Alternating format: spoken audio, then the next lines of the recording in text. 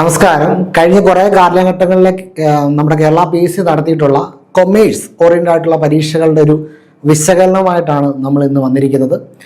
നമുക്കറിയാം HSST പരീക്ഷ ഉണ്ടായിരുന്നു, അതിനുശേഷം കേരള ഫിനാൻഷ്യൽ കോർപ്പറേഷൻ അസിസ്റ്റന്റ് പരീക്ഷ ഉണ്ടായിരുന്നു, ജൂനിയർ അക്കൗണ്ടന്റ് പരീക്ഷ ഇപ്പോൾ കഴിഞ്ഞതേ ഉള്ളൂ അല്ലെ. ഇനി വരാൻ നമുക്ക് റിസർച്ച് ഓഫീസറിന്റെ അപ്ഡേറ്റഡ് സിലബസുമായിട്ട് ആ പരീക്ഷ നിൽക്കുന്നു.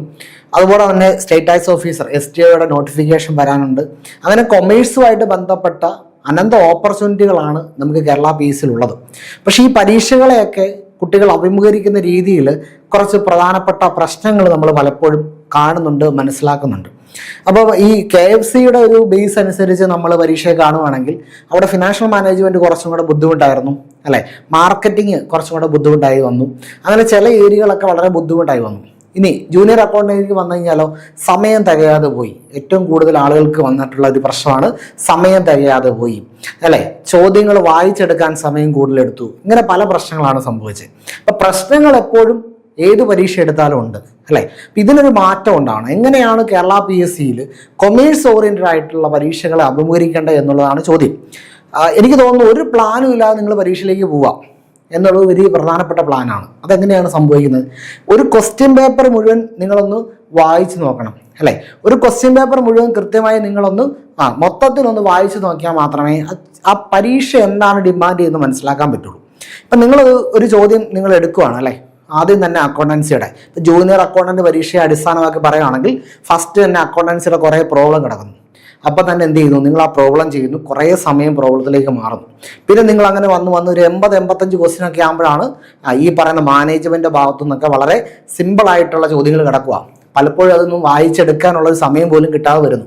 അപ്പോൾ എന്താണ് ഇവിടെ ചെയ്യേണ്ടത്, എങ്ങനെയാണ് മനസ്സിലാക്കേണ്ടത്? എനിക്ക് തോന്നുന്നു നമ്മൾ ഈ സ്ട്രീം ചെയ്യുന്ന സമയങ്ങളിലും വീഡിയോ ക്ലാസ്സുകൾ നടത്തുന്ന സമയങ്ങളിലൊക്കെ കുട്ടികൾ ചോദിക്കുന്ന ഒരു പ്രധാനപ്പെട്ട പ്രശ്നം ഇത്രയും വലിയ ചോദ്യങ്ങളുമായിട്ട് സംവേദിക്കേണ്ട ആവശ്യമുണ്ട്, ഇത്രയും വലിയ ചോദ്യങ്ങൾ എക്സാമിന് വരുമോ എന്നുള്ളതാണ്. ഇപ്പം ജൂനിയർ അക്കൗണ്ടന്റ് പരീക്ഷയെ നമ്മൾ അടിസ്ഥാനമാക്കി പറയുകയാണെങ്കിൽ എന്താണ്, നല്ല കോമ്പറ്റീറ്റീവ് ആയിട്ടുള്ള ചോദ്യങ്ങളാണ് കേരള PSC ചെയ്യുന്നത് എന്നുള്ളതാണ്. ഇപ്പം നമുക്കറിയാം ഏകദേശം 2018-19 സമയങ്ങൾ തൊട്ട് UGC നെറ്റിന് ഒരേ സിലബസാണ്. ആ നെറ്റിന് ഒരേ സിലബസിലുള്ള എത്ര ചോദ്യങ്ങൾ ഉണ്ടാവുന്നുണ്ട്. അപ്പം സിലബസ് വീണ്ടും വീണ്ടും ആവർത്തിക്കപ്പെട്ടാൽ പോലും ചോദ്യങ്ങളുടെ ഡൈവേഴ്സിറ്റി എത്രമാത്രം വേണേലും വരാം. ഓക്കെ, അപ്പം അതുകൊണ്ട് വിഷയങ്ങളെ കൈകാര്യം ചെയ്യുന്നത് വളരെ എന്തായിരിക്കണം, കോമ്പറ്റീറ്റീവ് ലെവലിലായിരിക്കണം. മനസ്സിലാകണ്ടോ? അതിന് നിങ്ങൾ എണ്ണയിട്ട യന്ത്രം പോലെ ഓരോ സബ്ജക്റ്റുകളെയും പഠിക്കണം. ഇപ്പം ഇവിടെ നമ്മൾ ജൂനിയർ അക്കൗണ്ടിനെ മനസ്സിലാക്കുന്ന എന്താണ്, ചോദ്യങ്ങൾ അക്കൗണ്ടൻസിയുടെ ഭാഗത്തുനിന്ന് അക്കൗണ്ടിങ്ങിന്റെ ഭാഗത്തുനിന്ന് എങ്ങനെയാണ് വന്നത്. അവിടെയാണ് നമുക്ക് പറയും കൂടെ ഈ പറയുന്ന നമ്മൾ അല്ലെങ്കിൽ പാർട്ട്ണർഷിപ്പിന്റെ ഭാഗത്തുനിന്ന് നമ്മൾ നോക്കാത്തതോ കാണാത്തതോ മനസ്സിലാകാത്തതോ കാര്യങ്ങളൊക്കെ ഉണ്ടായിട്ടുണ്ട് അല്ലേ. ഈ പറയുന്ന അക്കൗണ്ടിങ്ങിന്റെ തന്നെ പല ഭാഗങ്ങളിലെ ചോദ്യങ്ങൾ വായിച്ച് തീരാത്ത സമയങ്ങൾ വന്നിട്ടുണ്ട്. അപ്പം ഇവിടെയൊക്കെ എടുക്കേണ്ട ആക്ഷൻ എന്താണ്? എപ്പോഴും നിങ്ങൾ മനസ്സിലാക്കണം, നിങ്ങൾ ഒരു ക്വസ്റ്റ്യൻ പേപ്പർ എന്താണോ ഡിമാൻഡ് ചെയ്യുന്നത് അതനുസരിച്ച് വേണം നിങ്ങളുടെ സ്ട്രാറ്റജി. അല്ലാതെ നിങ്ങളുടെ ചോദ്യപേപ്പറിൽ 1, 2, 3 അങ്ങനെ ഓർഡറിൽ പോവാം അല്ലേ. 100 ചോദ്യങ്ങളാണ് വരുന്നത്. ഈ 1, 2, 3 ഓർഡറിൽ തന്നെ വായിക്കണമെന്ന് വല്ല നിർബന്ധമുണ്ടോ? ഒരു നിർബന്ധമില്ല. നിങ്ങൾക്ക് 15ാമത്തെ ചോദ്യത്തിൽ തുടങ്ങാം, 30ാമത്തെ ചോദ്യത്തിൽ തുടങ്ങാം, 50ാമത്തെ ചോദ്യം തുടങ്ങാം. ഒരു 5-6 ക്വസ്റ്റ്യൻസ് എന്തായാലും നിങ്ങൾ കാണാത്തതും മനസ്സിലാക്കാത്തതുമായിട്ടുള്ള കോൺസെപ്റ്റും ചോദ്യം ഉണ്ടാവും, ഉറപ്പാണ്. നമ്മൾ 100% നമ്മൾ പഠിക്കുന്ന അതേപടി ചോദിക്കുമോ? ഇല്ല.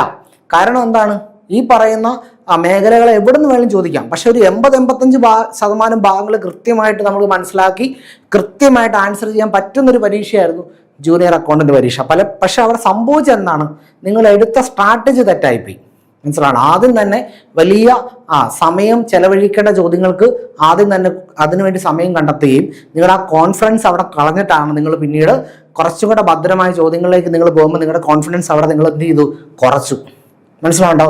അവിടെയാണ് അതിൻ്റെ പ്രശ്നം സംഭവിച്ചത്. അപ്പം അതുകൊണ്ട് നിങ്ങളൊരു പ്ലാൻ എന്ത് പ്ലാനുമായിട്ട് നിങ്ങൾ എക്സാമിലേക്ക് പോകണം? വിത്തൗട്ട് എനി പ്ലാൻ അങ്ങനെ നേരെ കയറി ചെല്ലുക. ക്വസ്റ്റ്യൻ പേപ്പറിന്റെ ടോട്ടൽ വേ ഓഫ് അപ്രോച്ച് എന്താണ് അത് മനസ്സിലാക്കി വേണം നിങ്ങൾ എന്ത് ചെയ്യാൻ, ഒരു സ്ട്രാറ്റജിയിലേക്ക് പോകാൻ. മനസ്സിലാണ്ടോ? അതിനെന്ത് വേണം ചെയ്യാൻ? അതിന് ചെയ്യേണ്ട ഏറ്റവും പ്രധാനപ്പെട്ട കാര്യം എന്ന് പറയുന്നത് ഒരു സക്സസ് ഫോർമുല എന്ന് പറയുന്നത് എന്താണ്, ഈ പറയുന്ന കോമ്പറ്റീറ്റീവ് ലെവലിലുള്ള PYQകൾ ചെയ്തുകൊണ്ട് തന്നെ മുന്നോട്ട് പോവുക എന്നുള്ളതാണ്. മനസ്സിലായല്ലോ? നമ്മുടെ ജൂനിയർ അക്കൗണ്ടന്റ് ബാച്ചിൽ തന്നെ ആ തരത്തിലേക്ക് നമുക്ക് മാർക്ക് സ്കോർ ചെയ്ത കുട്ടികളുണ്ട് അല്ലേ. അപ്പൊ അതുകൊണ്ട് ഈ ജൂനിയർ അക്കൗണ്ടന്റ് പരീക്ഷയുടെ ഒരു എക്സ്പീരിയൻസ് നിലനിർത്തിക്കൊണ്ട് തന്നെ നമ്മൾ പറയട്ടെ, എന്താണ് വരാൻ പോകുന്ന റിസർച്ച് ഓഫീസർ വലിയൊരു അവസരം, 25 മാർക്കിന്റെ അവസരം കൊമേഴ്സിലുണ്ട്. ബാക്കിയുള്ള മാർക്കുകൾ നമുക്ക് മേടിക്കാനുള്ള സാഹചര്യങ്ങളുണ്ട്. അപ്പം ഇതിനെല്ലാം നിങ്ങൾ എന്ത് വേണം, ഈ പറയുന്ന കോമ്പറ്റിറ്റീവ് ലെവൽ വേണം പഠിക്കാൻ. മനസ്സിലാണ്ടോ? അപ്പോൾ അതിന് നിങ്ങൾ ചെയ്യേണ്ട, എനിക്ക് തോന്നുന്നു നിങ്ങൾ എടുക്കുന്ന MCQകളുടെ വലിയ പ്രശ്നമുണ്ട്. നിങ്ങൾ ചെയ്ത് വർക്കൗട്ട് ചെയ്യുന്ന MCQകളൊക്കെ വളരെ ഈസി വാക്കോവറിൽ പോകുന്ന ചോദ്യങ്ങളാണ്. മനസ്സിലാണ്ടോ? അത് എപ്പോഴും നിങ്ങൾ മനസ്സിലാക്കണം. ചോദ്യം നിങ്ങളെ എന്ത് ചെയ്യണം, വീണ്ടും ഡെവലപ്പ് ചെയ്യണം. മനസ്സിലാവും? നിങ്ങൾക്കൊരു ഇമ്പ്രൂവ്മെന്റ് തരുന്ന രീതിയിലുള്ള ചോദ്യങ്ങൾ വേണം നിങ്ങൾ ചെയ്ത് മുന്നോട്ട് പോകാൻ. മനസ്സിലായോ? അപ്പോൾ എത്രത്തോളം നല്ല രീതിയിൽ MCQകൾ പ്രാക്ടീസ് ചെയ്യാൻ പറ്റുന്നോ അതാണ് ഏറ്റവും നല്ല കോമ്പറ്റേറ്റീവ് ഫോർമുല എന്ന് പറയുന്നത്. അപ്പം അതിൻ്റെ അടിസ്ഥാനത്തിൽ വേണം റിസർച്ച് ഓഫീസറിലേക്ക് പോകാൻ. അതിൻ്റെ അടിസ്ഥാനത്തിൽ വേണം വരാൻ പോകുന്ന സ്റ്റേറ്റ് ടാക്സ് ഓഫീസറിനെ കാണാൻ. കേട്ടോ? അപ്പം അതുകൊണ്ട് ഈ പറയുന്ന എല്ലാ കാര്യങ്ങളും കൂടെ നിങ്ങൾ മനസ്സിലാക്കണം. കാരണം ഓരോ രീതി, കൊമേഴ്സ് പരീക്ഷകളുടെ സ്വഭാവം എന്ന് പറയുന്നത് ഓരോ പരീക്ഷകൾക്ക് ഓരോ രീതിയാണ്. 10 മൊഡ്യൂളുകളിൽ ഓരോ മൊഡ്യൂളും പല അപ്രോച്ചിലാണ് വരുന്നത്.